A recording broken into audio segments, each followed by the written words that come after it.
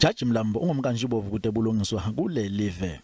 Uwaba ngusihlalo we-Legal Aid South Africa wachitha nesikhathi lesithe enkantolo lemsebenti. Mlambo waqokwa njengamengameli wenkantolo ephakeme eGauteng High Court ngenyanga yelweti 2012.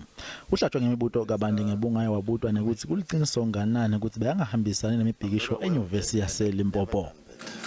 I've never been anti-student protests. And you would know, during my time at the University of Limpopo, we had disturbances almost every year. Kube sekuba khona ke ngaboni ngasolinye ngesikhathi kuchubeka loluhlelo lwalomsebenzi njengoba uthena kacetha ukubuta umbuto wakhe advocate Dalimbofu kwavakala ngathi kukhona lophendula ngemva lokungabutwa yena lokube sekukwatisa Commissioner Malema. Sorry, Chair, this is supposed to be my suggestion. It certainly isn't. I never said this was a suggestion. He never mentioned your name. I'm not talking to you, Wenama. I'm not talking to you. We're not going to be harassed here by a journalist. Commissioner Malema? No, there's a journalist here. I don't know if she took a medication or what. Every time we speak here, she speaks here at the back. She must not do that.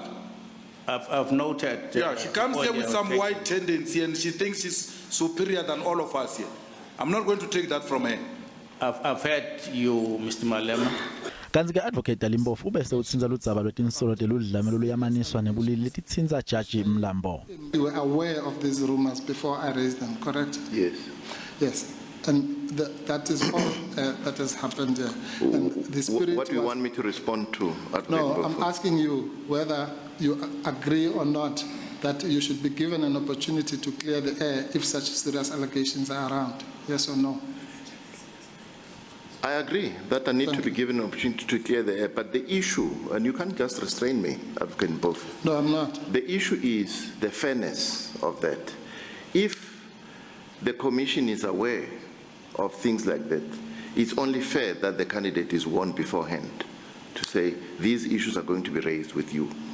And when they are raised, it's only fair that these issues are documented properly from a member of the public or an identifiable whistleblower. Yes. It's a question of fairness.